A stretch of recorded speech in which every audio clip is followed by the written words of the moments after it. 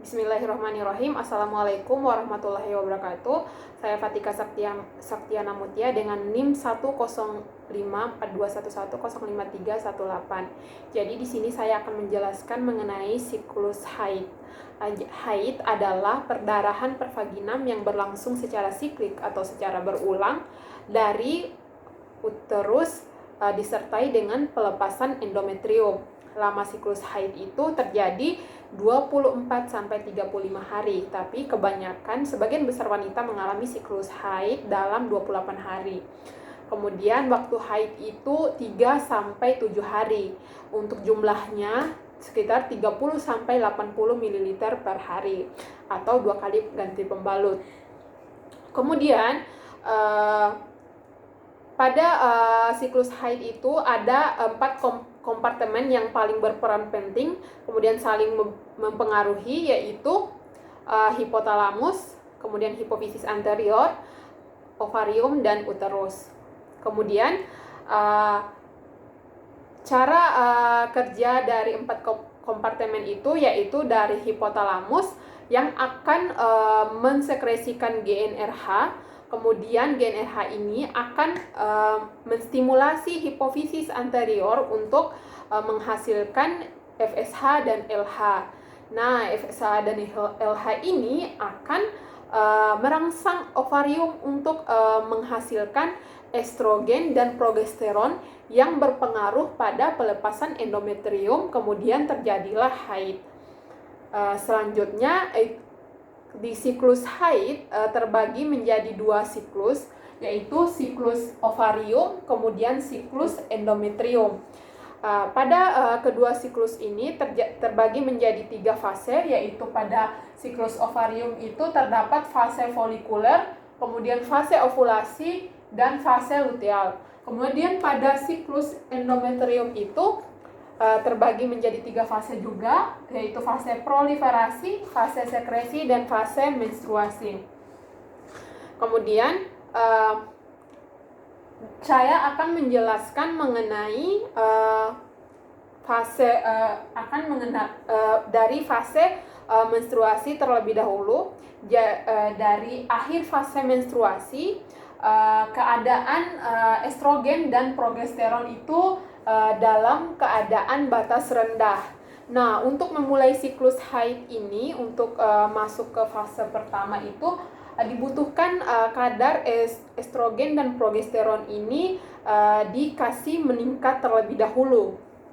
Bagaimana caranya? Yaitu tubuh memberikan rangsangan kepada hipotalamus untuk memproduksi GnRH yang akan menstimulasi hipofisis anterior untuk memproduksi FSH dan LH. Nah, FSH ini LH ini berada di sel TK ovarium yang akan mengubah kolesterol menjadi androgen. Kemudian FSH ini berada di sel granulosa ovarium yang akan mengubah androgen menjadi estrogen.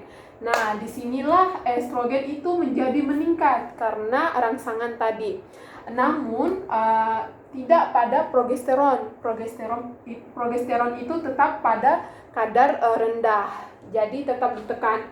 Kemudian karena estrogen sudah banyak di dalam darah, maka dia akan menyebabkan perkembangan pada folikel-folikel di ovarium.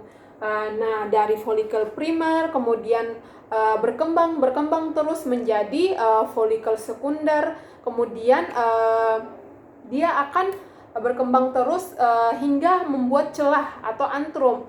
Nah, antrum inilah yang akan menghasilkan tambahan estrogen. Jadi estrogen dalam tubuh itu menjadi lebih banyak. Ya, karena peningkatan tersebut, maka tubuh memberikan feedback negatif. Feedback negatifnya itu akan merangsang, memberikan sinyal kepada hipotalamus untuk berhenti memproduksi GnRH yang akan menstimulasi hipofisis anterior untuk berhenti memproduksi FSH dan LH ini.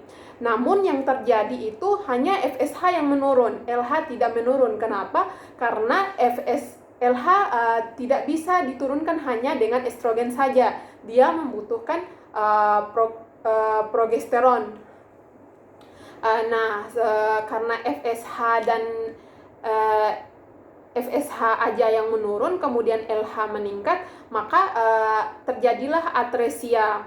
Selanjutnya, tadi yang di kadar estrogen yang meningkat, dia juga akan memberi pengaruh pada endometrium. Jadi di sini masuk di fase proliferasi. Kemudian karena kadar estrogen yang meningkat tersebut, maka tubuh akan memberikan feedback positif. Dia menyuruh hipotalamus untuk memproduksi lagi gen RH yang akan menstimulasi hipofisis anterior untuk memproduksi FSH dan LH. Jadi di sini FSH dan LH itu sangat meningkat sampai ke fase ovulasi. Nah, pada fase ovulasi ini, yang mendekati fase ovulasi ini, karena peningkatan FSH dan LH tersebut, dia akan menghasilkan 4 hal, yaitu menghentikan sintesis estrogen pada folikel, kemudian dia akan mengubah oosit tadi menjadi folikel sekunder, kemudian pecahnya folikel sekunder ini dan terlepasnya dari folikel dominannya, kemudian memicu pembentukan prostaglandin yang akan memicu terjadinya ovulasi. Kemudian ada juga yang keempat ini, yaitu diferensiasi menjadi corpus luteum. Ini diferensiasinya menjadi corpus luteum. Kemudian dari 4 hal yang sudah terjadi tersebut, maka kita masuk ke fase ovulasi. Kemudian pada fase ovulasi ini, folikel ini menjadi corpus luteum, kemudian menjadi lutein yang akan menghasilkan progesteron. Jadi progesteron di sini meningkat, estrogen menurun, namun dia akan meningkat sedikit. Di sini meningkat sedikit. Ini progesteron yang sangat meningkat. Setelah itu terjadilah fase sekresi. Nah, di sini pada fase sekresinya ini, apabila ovum ini tidak dibuahi, maka akan terjadi folikel ini akan mengalami nekrosis. Kemudian terjadilah haid. Kemudian fase-fase tersebut akan berulang terus dari fase menstruasi tadi, kemudian progesteron dan estrogen kembali ke kadar rendah. Mungkin itu saja penjelasan singkat dari saya. Lebih dan kurangnya mohon dimaafkan. Assalamualaikum warahmatullahi wabarakatuh.